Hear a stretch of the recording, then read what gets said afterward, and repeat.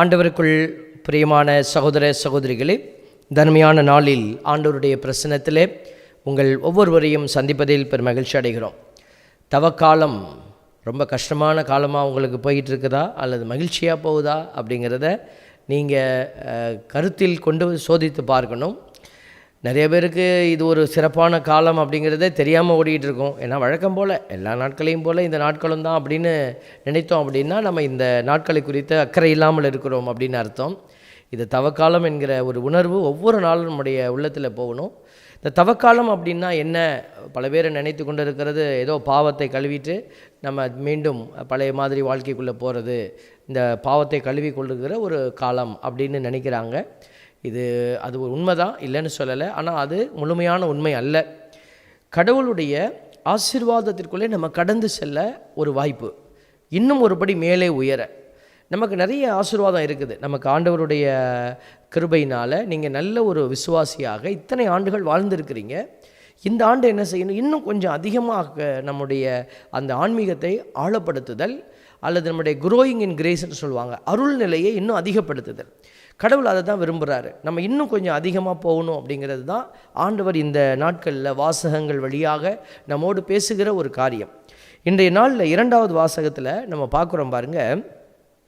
அந்த பல காரியத்தை எல்லாம் பழைய ஏற்பாட்டில் நடந்தது இதெல்லாம் கடவுள் காட்டி நம்மளுக்கு என்ன சொல்கிறாருன்னா, நிகழ்ந்த இவை அனைத்தும் மற்றவர்களுக்கு எச்சரிக்கையாக அமைகின்றன, இறுதி காலத்தில் வாழும் நமக்கு இவை அறிவுரையாக எழுதப்பட்டுள்ளன.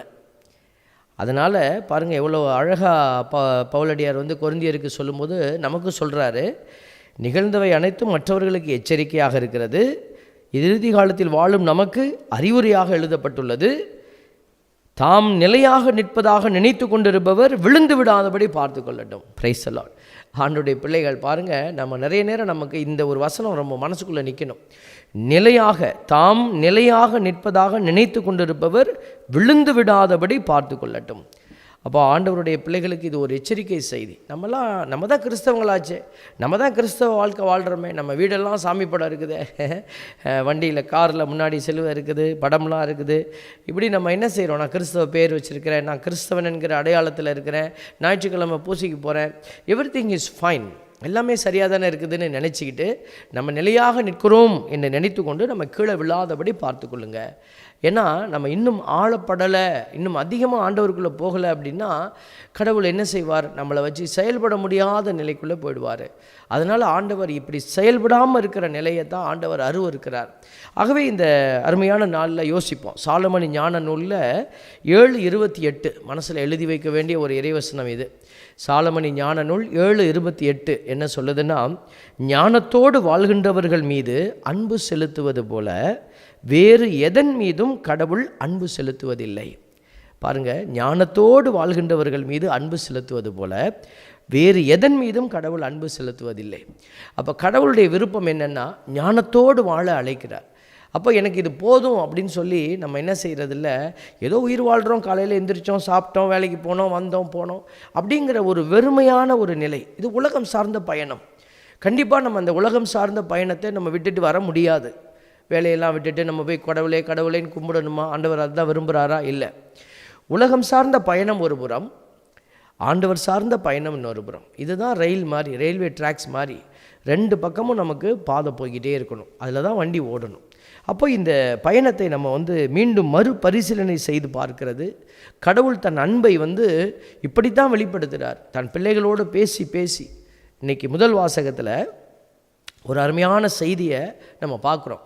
இருக்கின்றவராக இருக்கின்றவர் நாமே அப்படின்னு கடவுள் அவருடைய பெயரை அறிக்கை செய்கிறார். இருக்கின்றவராக. இது எப்போ நடக்குது? மோசே அவருடைய மாமனார் வீட்டில் ஆடு மாடுகளை மேய்க்கிற ஒரு பணியில், ஏன்னா எகிப்திலேருந்து அவர் என்ன செஞ்சிட்டாரு, ஓடி வந்துட்டார். இங்கே அவர் ஒரு ஆடு மாடு மேய்க்கிற ஒரு வேலையை செய்துண்டு அங்கே பொழப்பை நடத்தி கொண்டு இருக்கிற போது அவர் முட்புதர் எரியுது. அந்த நிகழ்ச்சியை தான் நம்ம வாசிக்க கேட்டோம். அந்த முட்புதரை இவர் பார்க்க போகிற போது கடவுள் என்ன செய்கிறார்? அவருக்கு ஒரு திட்டத்தை வைக்கிறார். இது நிற்கிற இடம் ஒரு ஆசீர்வாதமான இடம் அப்படிலாம் சொல்லிவிட்டு, உன்னை எதுக்கு நான் இப்போது இந்த காட்சியை நான் கொடுக்குறேன் அப்படின்னு சொல்லிவிட்டு ஆண்டவர் என்ன செய்கிறாரு, உனக்கு ஒரு வேலை கொடுக்குறேன், என்ன செய்யணும், நீ மக்கள் படும் துன்பத்தை கண்ணால் கண்ட, நீ போய் தான் விடுதலை கொடுக்கணும் அப்படின்னு சொல்லும்போது அவர் கேட்குறாரு, நான் போனேன்னா அவங்க உன் பேர் என்னன்னு என்னன்னு கேட்பாங்களே, எந்த கடவுள் உன்ட்ட பேசினார் அப்படின்னு கேட்பாங்க.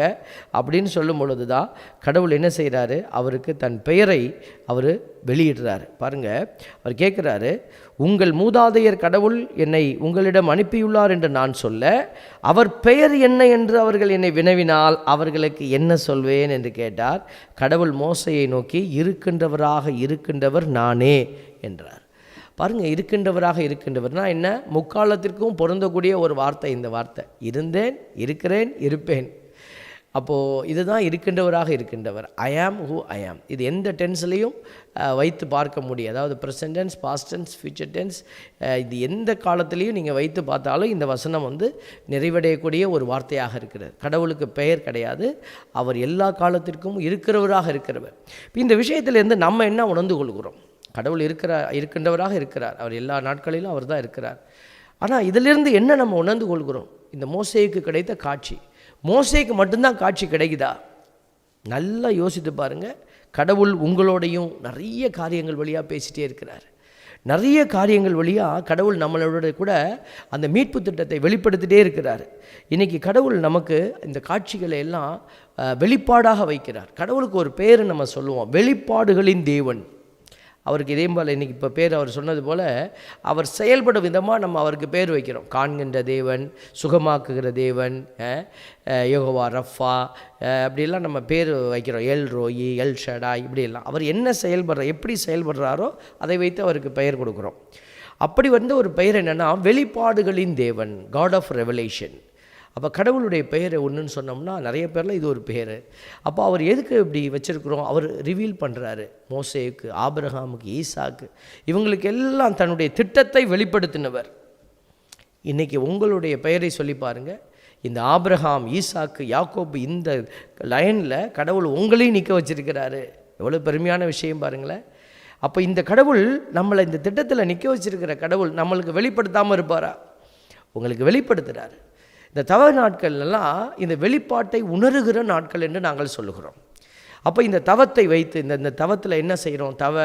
ஒரு சகோதரி கேட்டாங்க, தவம்னா என்ன? ஏற்கனவே நான் சொல்லியிருக்கிறேன், மீண்டும் நினைவுபடுத்துகிறோம். தவம்னா என்ன? ஜபம், தபம், தானம், தர்மம் அப்படிங்கிறோம். ஜபத்தில் நம்ம ஆரம்பித்து தவத்துக்குள்ளே போய் அதை தர்மமாக வெளிப்படுத்தணும். தவத்துக்குள்ளே நம்ம என்ன செய்கிறது? உட்காந்திக்கிறது இல்லை, அது வெளிப்படுத்துறது. இன்றைக்கி நிறைய சேஜஸ்லாம் பார்த்திங்கன்னா காட்டில் போய் உட்காந்திப்பாங்க, தவம் இருக்கிறாங்க. அது கடவுள். அதனால் என்ன பயன்?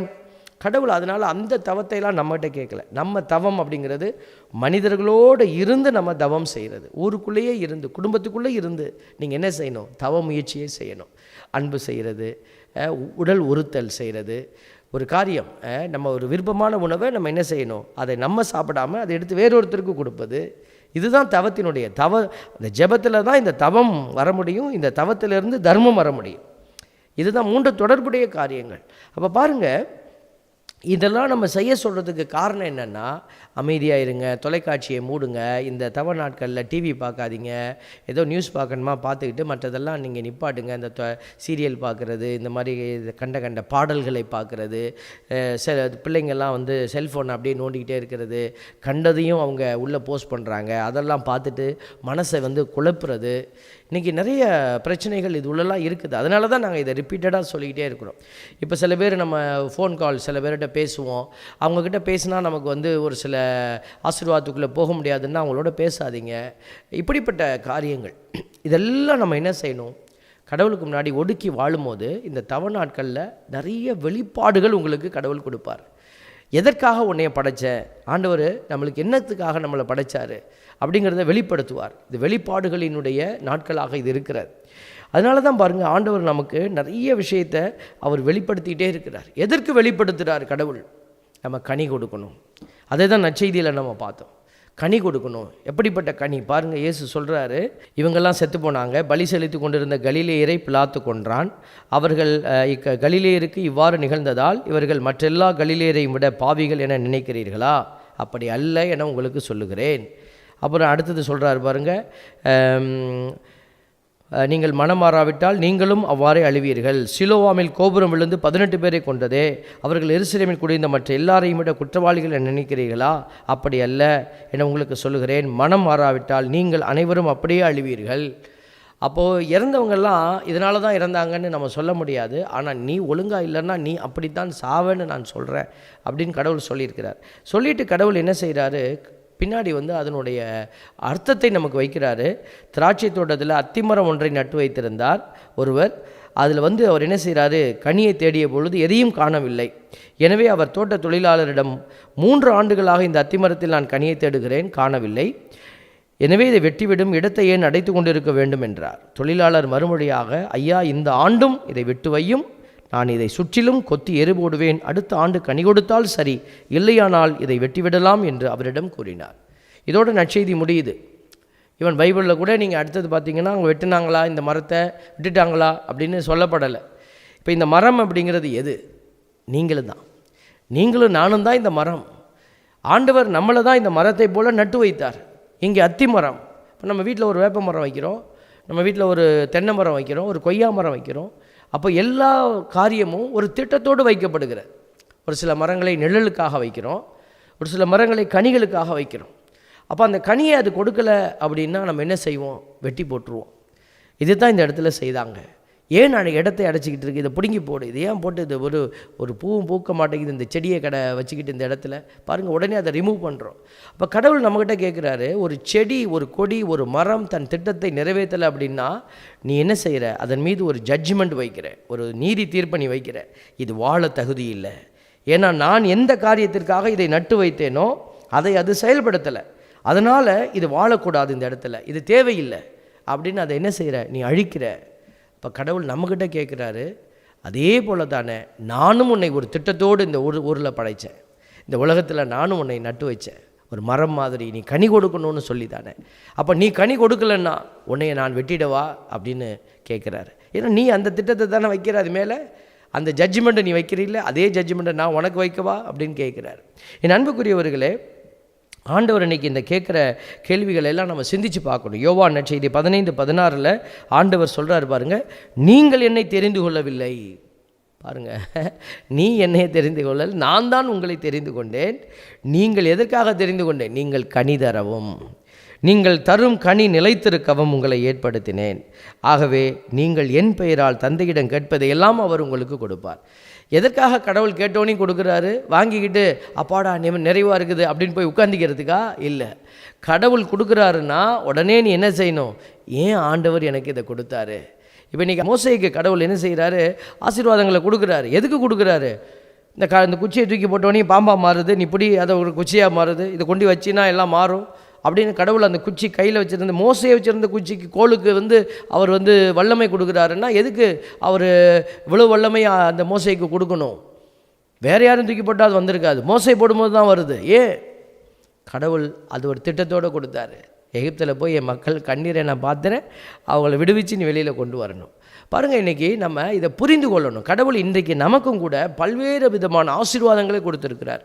அது பண ஆசீர்வாதமாக இருக்கலாம், பொருள் ஆசீர்வாதம், பேசுகிற ஆசீர்வாதம், ஒரு சிலருக்கு ஆற்றுப்படுத்துகிற ஆசீர்வாதம், தூயாவினுடைய வரங்களால் ஆசீர்வாதம், கனிகளால் ஆசீர்வாதம், படிப்பு அறிவுங்கிற ஆற்றலால் ஆசீர்வாதம், புத்தி கூர்மையினால் ஒரு ஆசீர்வாதம். இன்றைக்கி இதெல்லாம் நம்ம என்ன செய்கிறோம், பயன்படுத்தி காசு பணமாக மாற்றிட்டே இருக்கிறோம். அது வயிறே உலகம் அப்படின்னு பார்க்குறவங்க, காசு பணம் இதில் ஏதாவது குறைஞ்சிச்சின்னா உடனே போய் ஒரு மந்திரவாதிகிட்ட போகிறது, ஏதாவது ஒரு தகடு, ஒரு தாயத்து ஏதாவது. பாருங்கள், ஆண்டவருடைய அன்பிலிருந்து விலகி இது என்னன்னு தெரியல, என் பிள்ளை படிச்சிச்சு வேலை கிடைக்க மாட்டேங்குது, போய் எங்கே போய் ஜெபம் பண்ணிட்டு வா. பாருங்கள், இன்றைக்கி நிறைய நேரத்தில் நம்ம மந்திர தந்திரங்கள் மத்தியில் நம்ம ஓடிக்கிட்டுருக்கோம். ஏன் குருக்கள்கிட்ட ஜெபம் பண்ண வர்றது கூட பார்த்திங்கனாக்க ஒரு விதமான உலகம் சார்ந்த ஒரு தேடலுக்குள்ளே தான் நிறைய பேர் வரதை நாங்கள் பார்க்குறோம். அதெல்லாம் எங்களுக்கு கவலையாக இருக்குது. யாராவது ஆவிக்குரிய கனிகள் எனக்கு வேணும், எனக்கு ஆவிக்குரிய வரம் வேணும், எனக்கு ஜெபம் பண்ணுங்க அப்படின்னு கேட்டு வராங்களான்னா ரொம்ப ரேர். அது மாதிரிலாம் எங்களால் பார்க்கவே முடியல.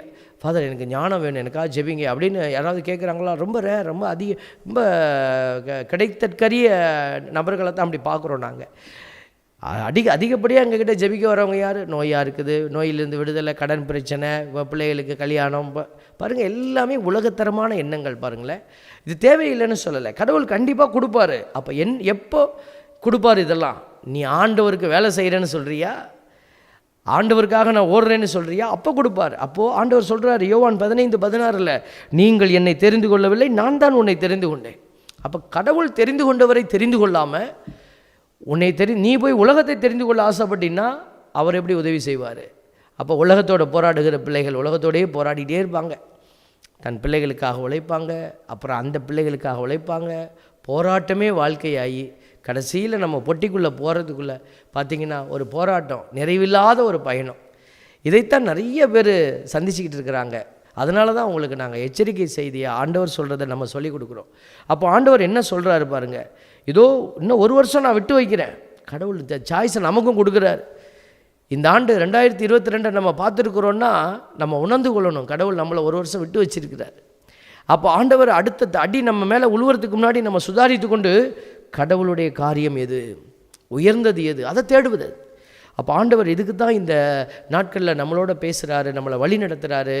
அப்போ பிள்ளைகளுக்கு நம்ம சரியானதை கொடுக்குறோமா யோசித்து பாருங்கள். பெற்றோர்கள், மரம் தன் கனியிலிருந்து அறியப்படுகிறது. இப்போ நான் தான் மரம்னா என்னுடைய வார்த்தை, என்னுடைய பேச்சு, என்னுடைய செயல், இதிலிருந்து நான் யார் என்று அறியப்படும். குடும்பத்தில் இன்னும் ஒரு ஸ்டெப் அதிகமாக போகலாம். பிள்ளைகள், உங்கள் பிள்ளைகள் எப்படி இருக்கிறாங்கன்னு பார்த்து நம்ம சொல்லிடலாம் அப்பா அம்மா எப்படி இருக்காங்கன்ட்டு. அதனால தான் சொல்கிறோம், நீங்கள் உங்களை மாற்றிக்கொள்ள ஆண்டவர் அழைக்கிறாரு. பாருங்கள், ஆண்டவர் திருத்தூதர் பவுல் வழியாக நம்மளோட 2வது வாசகத்தில் பேசும்போது சொல்கிறாரு, கடலை கடந்து சென்றனர். மேகம், அவங்க மேகத்தாலும் கடலாலும் அவங்க என்ன செய்தாங்க, திருமுழுக்கு பெற்றாங்க. ஆன்மீக உணவை உண்டனர். பாறையிலிருந்து அவங்க தண்ணீர் குடித்தாங்க அப்படின்னு சொல்லிட்டு கடைசியாக ஆண்டவருடைய வார்த்தையை எப்படி வைக்கிறாரு பாருங்கள். இதெல்லாம் இந்த கல்லாகிய இயேசு கிறிஸ்து அப்படின்னு சொல்கிறாரு பாருங்களேன். இப்படி நம்ம சொன்ன எல்லாமே ஆன்மீக பாறையிலிருந்து அவர்கள் பருகினார்கள், கிறிஸ்துவே அப்பாறை. அப்படி இருந்தும் அவர்களில் பெரும்பான்மையானோர் கடவுளுக்கு உகந்தவர்களாக இருக்கவில்லை, பாலை நிலத்திலேயே அவர்கள் கொல்லப்பட்டார்கள். இப்போ இந்த உலகம் பாலை நிலத்தினுடைய அடுத்த பகுதி தான் இந்த உலகம். இப்போ கடவுள் உருவாக்க போகிற அந்த பாலை நிலத்திலிருந்து கடவுள் ஒரு வாக்களிக்கப்பட்ட தேசத்தை முன் வச்சார். அப்போ அந்த தேசத்துக்குள்ளே யார் போவாங்க அப்படிங்கிற ஒரு கேள்வியோடு தான் அவங்க எல்லாம் பயணித்துக்கிட்டு இருந்தாங்க. அப்போ யாரெல்லாம் கடவுளுடைய திட்டத்துக்குள்ளே நிற்கலையோ அவங்களெல்லாம் கடவுள் என்ன செய்தார், அடித்து நொறுக்கினார், காலி பண்ணிவிட்டு ஒரு புதிய இனத்தை அந்த தேசத்துக்குள்ளே கொண்டு போகிறார். அதே மாதிரி கடவுள் ஒரு புதிய தேசத்தை அடுத்தது உருவாக்க போகிறாரு. இப்போ நம்மளாம் வாக்களிக்கப்பட்ட தேசமாக இருக்கிற இந்த பூமியில் நம்மளாம் இப்போ உட்காந்துட்டோம். இப்போ இந்த பூமிக்குள்ளே வாழுகிற நாம் யாரெல்லாம் கடவுளுக்கு உகந்ததை பார்த்து செயல்பட்டு நம்ம ஆண்டவருக்குள்ள மகிழ்ச்சியோடு பயணித்து நம்ம வெற்றி அடைகிறோமோ அவங்க மட்டும்தான் அடுத்த உலகம், ஆண்டவர் வாக்களித்து வைத்திருக்கிற ஒரு புதிய உலகத்துக்குள்ளே நம்மளை கூட்டிகிட்டு போகிறார். உயிர்த்த இயேசு உயிர்த்த உடலோடு இறங்கி நமக்கு முன்னாடி நின்று அந்த உடலையும் காட்டிட்டு போயிட்டார். இந்த உடலோடு தான் உன்னை நான் தூக்கிட்டு போகிறேன். அப்போ நமக்கும் என்ன செய்வார், எசேக்கியேல் நூலில் சொல்லப்பட்டிருக்கிறது போது உலர்ந்த எலும்புகளின் மீது அவருடைய ஆவியை வைக்க போகிறார். உலர்ந்த எலும்புகள் எல்லாம் உயிர் பெற போகிறது. கடவுளுக்கு எல்லாமே பாசிபிள். பாருங்கள், எத்தனையோ வருஷத்துக்கு முன்னாடி கண்டுபிடிக்கிற அகழ்வாராய்ச்சியில் டாய்லெட்டில் கிடைக்கிற ஒரு டூல்ஸ் இருக்குது பார்த்தீங்களா, டாய்லெட்டில் இருக்கிற ஒரு சின்ன ஒரு இதிலிருந்து அவங்க ஜீன்ஸை கண்டுபிடிச்சி அதிலிருந்து இந்த உருவம் இப்படி தான் இருந்திருக்கணும், இந்த இதில் இருக்கிற ஜீன்ஸில் வரக்கூடிய மனுஷன் இப்படி தான் இருந்திருக்கணும்னு சொல்லக்கூடிய அளவுக்கு அறிவியல் உயர்ந்திருக்கிற ஒரு நேரத்தில் கடவுளுடைய அறிவு எவ்வளோ உயர்ந்தது, அவரால் செய்ய முடியாத அந்த மண்ணில் நம்ம எங்கேயோ ஒரு இடத்துல மண்ணாக கிடப்போம், அந்த மண்ணிலிருந்து அவர் என்ன செய்வார், நம்மளை உயிர்த்தெழ செய்வார் கண்டிப்பாக. இன்றைக்கி அதனால் நம்ம ஆண்டவர் சொல்லக்கூடிய காரியம் பாருங்கள், அந்த பாலைவனத்தில் என்ன நடந்துச்சோ அதை மனசில் வச்சுக்கோ. அதை தான் பவுலடியார் இன்றைக்கி நமக்கு காட்டுறாரு. தீயனவற்றில் ஆசை கொண்டு இருந்தது போல அவர்கள் நாமும் இராதவாறு. அப்போ இந்த தவக்காலத்தில் நம்மளை செட் அப்பார்ட்டுன்னு சொல்கிறோம். உலகமெல்லாம் எல்லாம் ஓடுறாங்க, நானும் அப்படி தான் ஓடுறேன் இல்லை, கடவுள் நம்மளை அதுக்கு தான் தெரிந்தெடுத்தார். நீ என்னை தெரிந்தெடுக்கலை, நான் தான் உன்னை தெரிந்தெடுத்தேங்கிறார் இல்லையா. அப்போ கடவுள் என்னை எதுக்காக தெரிந்தெடுத்தார்? அப்போ அடுத்தவங்க ஓடுறாங்களா ஓடலையான்னு பார்க்க வேண்டிய அவசியம் எனக்கு இல்லை. ஒரு குடும்பத்தில் ஒரு அம்மா பேசுகிறாங்க, என் பிள்ளை என் மகள் சொல்கிறத கேட்கவே இல்லை ஃபாதர், அவருடைய வாழ்க்கையை அவள் தாறுமாறாக வாழ்கிறா அப்படின்னு ஒரு சகோதரியினுடைய குமுறலை நாங்கள் பார்க்குறோம், ஒரு தாயினுடைய குமுறல் அது. அப்போ அந்த மகள் என்ன சொல்கிறா, என்னுடைய வாழ்க்கையை நான் வாழ்கிறேன், don't interfere in my life அப்படின்னு சொல்கிறாங்க. Yes, she is right, but she is not all the time right. அவங்களோட உலகத்தின் பார்வையில் she is right, she is trying to. என்ன உலகம் இன்றைக்கி வெளிநாடெல்லாம் பார்த்தீங்கன்னா டோன்ட் டிஸ்டர்ப் யுவர் சில்ட்ரன். ஆனால் இது கடவுளுடைய பார்வையில் இது சரியான ஃபார்மேஷன் கிடையாது.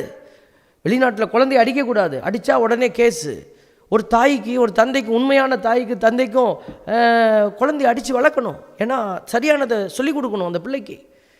அப்போ பாருங்கள், இப்போ இந்த குழந்தைகளுக்கு எது சரி எது தவறு உலகம் காட்டி கொடுக்கறது இல்லை. உலகம் அவர்கள் வாழ்வதற்காக எல்லாத்தையும் அவங்களுக்கு சாதகமாக மாற்றி கொண்டுறாங்க. ஒரு கருத்தியலை நான் வெளிநாட்டில் போய் பதிவு செய்த பொழுது அங்கே பார்த்து கொண்டிருந்த கேட்டுக்கொண்டிருந்த ஒரு மகள் வந்து சொல்கிறா, how can you say this is wrong அப்படின்னு சொல்கிறா. ஏன்னா அவங்க அரசாங்கம் அப்படி தான் சொல்லிக் கொடுக்குது. No, this is not wrong, this is right. It's regarding sexualism, sexual matter. நம்மளுடைய அந்த செக்ஸ்லேயே நிறைய பிரச்சனை வந்துடுச்சு. அப்போது அதில் ஒரு விஷயத்தை நான் பகிரும் பொழுது ஒரு மகளால் ஏற்றுக்கொள்ள முடியல. ஏன்னா அரசாங்கம் இப்படி தான் சொல்லுது, எவ்ரி திங் இஸ் ரைட் அப்படிங்குது. ஆனால் Bible everything is not ரைட்டுங்குது. That is a rift between Bible and the world. அப்போது நாம் பிள்ளைகளை உலகம் சார்ந்த அறிவில் கூட்டிகிட்டு போகிறதில்ல. இல்லை, அஃப்கோர்ஸ் நம்ம எல்லாத்தையும் ரெஸ்பெக்ட் பண்ணுறோம். நம்ம எந்த விதத்துலையும் யாரையும் பழித்துரைக்கவோ கிளை தள்ளவோ நம்ம அழைக்கப்படலை. ஆனால் கடவுள் எதை சரின்னு சொல்கிறாருங்கிறத புரிந்து கொண்டு நம்ம செயல்பட அழைக்கப்படுறோம். எல்லாம் சரியாக இருந்தால் ஆண்டவர் இருக்க வேண்டிய அவசியம் இல்லையே. அப்போ ஆண்டவர் இப்படி தான் சிலுவையில் ஏறினாரே, பார்க்குறோமே சிலுவை சாவை அவர் ஏற்றுக்கொண்டார் என்று. இப்படி தான் போய் நான் மக்களை காப்பாற்றணும்னு கடவுள் விரும்புகிறாருன்னா இப்படி தான் வாழணுங்கிற வழிமுறையும் இருக்கிறது. கேட்குறாரு கெத்செமனி தோட்டத்தில், தந்தையே உமக்கு சித்தம்னா இந்த துன்பக்களை என்னை விட்டு அகலட்டும், வேறு ஏதாவது வழி இருந்தால் பார்த்து சொல்லுங்களேன், அப்படி தான் கேட்குறாரு. ஆனால் தந்தை வாயை திறக்கலை, வேறு வழியே இல்லை, இதுதான் வழி. பாருங்கள், கடவுள் மகன் வழியாக வெளிப்படுத்தப்பட விரும்பிய ஒரு காரியம் இதுதான். அதனால தான் நமக்கும் இன்றைக்கி வாலிப பிள்ளைகள் எல்லாருமே அறிய வேண்டிய ஒரு விஷயம், எப்படி வேண்டுமானாலும் வாழ்ந்துட்டு ஆண்டவர்கிட்ட போயிடலாம். இல்லை, கடவுள் இரக்கத்தின் தேவன், ஒரு நாள் நீதியின் தேவனாக வரப்போகிறார். நீதியின் கனி மரத்தில் போய் நீ இரக்கத்தின் கனியை பார்க்க முடியாது. அத்தி பழத்தினுடைய மரத்தில் போய் யாராவது போய் ஆப்பிள் பழத்தை பார்ப்பாரோ? பார்க்க முடியுமோ? முடியாது. தென்னை மரத்தில் போய் கொய்யா பழத்தை பார்க்க முடியுமா? கொய்யா மரத்தில் போய் தென்னை மரத்தை தேங்காயை பார்க்க முடியுமா? அதே போல தான் நீதியின் தேவனிடத்தில் இரக்கத்தை நீ பார்க்க முடியாது. இப்போவே இரக்கத்தின் தேவன் நம்ம கூவி அழைக்கிறாரு. அதை நீ உணர்ந்து கொள்ள வேண்டும் என்று ஆண்டவர் சொல்கிறாரு. திருத்தூதர் பவுல் அப்படித்தான் பிள்ளைகளுக்கு சொல்லிக் கொடுத்தாரு. பாருங்கள், அவர் சொல்கிறாரு பாருங்கள், அவர்கள் சிலர் முணுமுணுத்தனர், இதனால் அவர்கள் அழிவு விளைவிக்கும் தூதரால் அழிக்கப்பட்டனர், அவர்களைப் போல் நாமும் முணுமுணுக்கக்கூடாது. அதனால தான் ஆண்டவர் நமக்கு சொல்லிக் கொடுக்குறாரு, உன் துன்ப நேரம் சோர்ந்து விடாத, நீ துன்பத்தை கடந்து ஓடாத, பயந்து ஓடாத, நான் உன்னோட இருக்கிறேன். உன் குடும்பம் சரியான ஒரு விதத்தில் வாழ முடியலையா? உன்னால் என்னுடைய துன்பத்தை சிலுவையை தூக்கி கொண்டு சுமக்க முடியலையா? என்னிடத்திலே மன்றாடு, நான் உனக்கு பெலன் கொடுப்பேன். ஆண்டவர் பெலன் கொடுக்குறாரு. இதோ ஆண்டவர், இதோ அவர் நமக்காக சிலுவையை தூக்கிக்கிட்டு போக மாட்டார். உன் சிலுவையை நீ தான் தூக்கிட்டு வரணும். என்னை பின்பற்ற விரும்புறியா? உன் சிலுவையை தூக்கி கொண்டு வா. அப்போ என் சிலுவை எது? ஒரு குருவாய் இருக்கிற எனக்கு எது சிலுவை? என் தனிமை சிலுவை. இதோ ஆண்டவர் கொடுக்குற சிறப்பு பணிகளை எடுத்துக்கொண்டு ஓடுறது எனக்கு சிலுவை. இப்படி நேரம் ஒதுக்கி இதோ இந்த பணிகளை இப்படி செய்வது எங்களுக்கு சிலுவை. காலையில் ஒரு பூசை வச்சுட்டு சாப்பிட்டுட்டு நம்ம விசாட் படுத்து கிடக்கலாம், அது எனக்கு மகிழ்ச்சி, உடல் சொல்லுகிற மகிழ்ச்சி அதுதான். ஆனால் எதிர்த்து ஓடு. ஆண்டவர் சொல்கிறார், எனக்காய் ஓடு, நீனு கல்வாரி மலை வரைக்கும் ஓடு. நான் ஓடிக்கிட்டே இருக்கிறோம், எல்லாரும் ஓடுறீங்க, நிறைய பேர், நிறைய மக்களை நான் பார்க்குறேன், ஆண்டவருக்காக உழைக்கிற பிள்ளைகள். எங்கிருந்தோ எங்களிடத்துல ஓடி வந்து நீங்கள் உதவி செய்கிறீங்க. எங்கிருந்தோ அந்த தியான இல்லம் நல்லா நடக்கணும்னு சொல்லிங்க. எங்கிருந்தோ ஒரு தியான இல்லத்துக்கு நீங்கள் அங்கிருந்து ஃபண்டிங், ஒரு சகோதரி சொல்கிறாங்க, நாங்கள் இந்த ப்ராஜெக்ட்டுக்கு உதவி செய்துக்கிட்டு இருக்கிறோம். பாருங்கள், கொரோனாவில் இறந்து போன தாய் தந்தையர்களுக்கு விடுபட்ட பிள்ளைகளுக்காக நாங்கள் உதவி செய்கிறோம். பாருங்கள், how God is generating good people. பாருங்கள், நல்ல உள்ளங்களை தூண்டி எழுப்பிக்கிட்டே இருக்கிறாரு. ஜாக்கிரதையாக இருக்கணும். நாம் அந்த கூட்டத்துக்குள்ளே நிற்கணும். ஏதாவது செய், ஆண்டவர் சொல்கிறாரு, கனி கொடு. நீ சும்மா உட்காந்துக்கிட்டு எனக்கு ஒன்றும் தெரியாதுன்னு மட்டும் சொல்லாத. இந்த உடலாகிய இந்த அமைப்பு பாருங்கள், ஏதோ ஒரு விதத்தில் ஒவ்வொரு உறுப்பும் பேசி வேலை செய்துகிட்டே இருக்குது. நம்ம தலையிலிருந்து உச்சந்தலையிலிருந்து உள்ளங்கால் வரை வேலை செய்யுது. ஒரு தலையில் இருக்கிற ஒரு முடி கீழே விழுந்துடுச்சுன்னா நமக்கு எவ்வளோ கஷ்டமாக இருக்குது. ஒரு ஃபாதருக்கு அப்படித்தான் முடி கீழே விழுவுதுன்னு ரொம்ப கவலைப்பட்டார். ஒரு சாமியாருக்கே அந்த கவலை வருதுன்னா சாதாரண இருக்கிறவங்களுக்கெல்லாம் எவ்வளோ கவலை இருக்கும். பெண்கள்லாம் சொல்லுவாங்க, ஃபாதர் கொத்து கொத்தாக முடி வருது, ஃபாதர் முடி தானம்மா, மொட்டையா நான் பரவாயில்ல அப்படின்னு நம்ம சொல்ல முடியுமா? ஒரு முடி விழுறதே நம்மளால் ஏற்றுக்கொள்ள முடியல பாருங்கள். அப்போ இந்த உடலினுடைய அமைப்பு இப்படி தான் இருக்கணும். அப்படின்னா ஆண்டவர் இந்த திருச்சபைக்குள்ளே எவ்வளவு செயல்பாடுகளை ஒழிச்சு வச்சிருக்கிறார் பாருங்கள். இன்றைக்கி பிசாசு என்ன செய்கிறான் தெரியுங்களா? அதெல்லாம் வெளியில் எடுக்கிறான். கிட்னி உனக்கு வேண்டாம், உனக்கு என்னது கல்லீரல் வேண்டாம் அப்படின்னு எடுத்துட்டா விட்டுடுவீங்களா? இங்கே ஒரு பாட்டி இருக்கிறாங்க, நான் சும்மா நகைச்சுவையாக கேட்பேன், பாட்டி சும்மா தானே உட்காந்துருக்கிற, ஒரு கிட்னி கொடுத்தா என்ன, அருங்குடைய கட்டி எழுப்புறதுக்கு ஏதாவது உதவியாக இருக்குமே அப்படின்னு. அந்த அம்மா ஐயோ என்னை விட்டுடுங்க அப்படின்னு ஓடும், பயந்துக்கிட்டு ஓடுவாங்க. நம்ம என்னமோ உண்மையாக அவங்க கிட்னி எடுக்க போகிறோம்னு நினச்சிட்டு ஓடுவாங்க. நம்ம யார் கிட்னி எடுக்கிறதுக்காக இல்லைங்க. அப்போ பாருங்கள் பிள்ளைகளே, கடவுள் இந்த உடலாகிய இந்த திருச்சபைக்குள்ளே தான் நம்மளை ஒழிச்சு வச்சுருக்கிறார். இன்றைக்கி இதெல்லாம் பிசாசு என்ன செய்கிறான், உடைக்கிறான். ஒரு பக்கம் பார்த்திங்கன்னா இந்த பணி, ஒரு பக்கம் இந்த பணி, இப்படி எவ்வளோ பணி நடந்துகிட்டு இருக்கு. அவன் சொல்கிறான், ஒன்றும் இல்லை, விசுவாசத்தினால நீதிமான் பிழைப்பான். பிசாசு சொல்லி கொடுக்குறான், நீ பைபிளை வாசி, விசுவாசி, ஓரமாக உட்காந்துரு, ஆண்டவர் உன்னை தூக்கிட்டு போயிடுவார். தயவு செய்து ஏமாந்து போயிடாதீங்க. நிறைய திருச்சபைகள் இதை தான் சொல்லி ஏமாற்றிட்டு இருக்கிறாங்க. நிறைய திருச்சபைகள், கத்தோலிக்க திருச்சபையில் எண்ணிலடங்காத பணிகள் நடந்துகிட்டே இருக்குது. எங்கே திரும்பினாலும் ஒரு சட்ட ரீதியான பணி, ஒரு வழக்கு சட்டம், அந்த மாதிரி கோர்ட்டு கேஸு, அரசாங்க பணி, அரசியல் சமூகத்தில் பணிகள் நடக்குது, அனாதைகளுக்கு ஒரு பணிகள் நடக்குது, முதியோர்களுக்கு ஒரு பணி நடக்குது. நமக்கு தெரிஞ்ச ஒன்று ரெண்டை சொல்கிறோம். இதை இன்னும் உள்ளே போய் பார்த்திங்கன்னா எண்ணற்ற பணி. எல்லா மதத்தினரையும் கூட்டு வச்சு இன்டர் ரிலீஜியஸ் டயலாக்னு அது ஒரு பணி நடந்துகிட்டு இருக்குது. ஏன் எல்லாரும் சகோதரர்கள் வாங்க அப்படின்னு பாருங்கள். எத்தனை விதமான பணிகள். ஆண்டவர் இத்தனை பணிகளுக்கு மத்தியில் செயல்படுகிற பிள்ளைகளாக நம்ம இருக்கிறத நினச்சி சந்தோஷப்படுறாரு. ஆனால் இங்கிருந்து வெளியில் ஓடுற பிள்ளைங்க என்ன செய்கிறாங்க, அங்கே போய் ஒன்றுமே இல்லை, அருள் அடையாளம் இல்லை, ஆண்டவருடைய ஆசீர்வாதம் இல்லை, வெறுமை மட்டுமே இருக்கிறது. அங்கே உட்காந்துக்கிட்டு நான் வேதத்தை வாசிக்கிறேன், விசுவாசிக்கிறேன். ஆண்டவர் சொல்வார், ஆண்டவரே ஆண்டவரேன்னு கூப்பிட்டவெல்லாம் நரகத்துக்கு தான் போகிறேன், ஆண்டவரே ஆண்டவரேன்னு கூப்பிடுவோரெல்லாம் இறையாட்சிக்குள்ளே போகிறதில்ல, செயல்படுவோரே. ஆண்டவர் நம்மளை செயல்பாட்டுக்கு அழைக்கிறார். பிள்ளைகளை, இந்த தவக்காலம் என்பது நம்மை அறிந்து அந்த செயல்பாட்டுக்குள்ளே போகிறது. பிசாசு என்ன செய்வான், உனக்குள்ளே இருக்கிற சில கஷ்டங்களை பார்த்து பார்த்து உன்னை முணுமுணுக்க வைப்பான். இது இல்லை, இஸ்ரேல் மக்கள் பாலைவனத்தில் எதுக்கு முணுமுணுத்தாங்க, சாப்பாடு இல்லைன்னு முணுமுணுத்தாங்க. ஆண்டவர் சாப்பாடு கொடுத்தாரு, மன்னாவை கொடுத்தாரு. ஐயோ இந்த மண்ணா வந்துட்டு ஓடிடுதுப்பா, இது அடுத்த நாள் எடுத்து வச்சா வீணாக போயிடுது, முணுமுணுத்தாங்க. இந்த மோசை எங்களை கொல்றதுக்கு இப்படி கூட்டிகிட்டு வந்தியா, தண்ணி கிடைக்கல, உடனே பாறை அடித்து தண்ணி கொடுத்தாரு. பார்த்துட்டாவது உணர்ந்துக்கணும். இன்னும் அவங்க மனம் பாறையாக இருந்தது. எதுக்கு பாறையிலேருந்து தண்ணி ஆண்டவர் கொடுக்குறாரு, உன் உள்ளம் இப்படி தாண்டா இருக்குது அப்படின்னு காட்டுறாரு. மண்ணிலேருந்து தானே தண்ணி வரணும், பாறையிலேருந்து எப்படி தண்ணி வருது பாருங்கள். ஆண்டவர் காட்டுறாரு, உன் உள்ளமும் பாறை போல் கடினமாய் கிடக்கிறது. அப்போ கூட அவங்களுக்கு உணர முடியல. அடுத்த கட்டம் முணுமுணுக்கிறாங்க, கறி இல்லை பாருங்கள். அவங்க கறியை கொடுக்குறாரு, கறி அடித்து நல்லா தின்ன பிற்பாடு பல்லில் ஓட்டியிருந்த அந்த கறி துகள்களிலிருந்து வியாதிகள் அநேகர் மடிந்தார்கள். பாருங்கள், முணுமுணுப்பது கடவுளுக்கு விருப்பம் இல்லை. உன் வாழ்க்கையில் கஷ்டம் இருக்குதா, ஆண்டவர்கிட்ட கரம் உயர்த்தி போராடு, அந்த துன்பத்தை தாங்கு, விட்டுட்டு ஓடாத. ஆண்டவர் விட்டுட்டு ஓடுறதுக்காக உன்னை கூப்பிடல.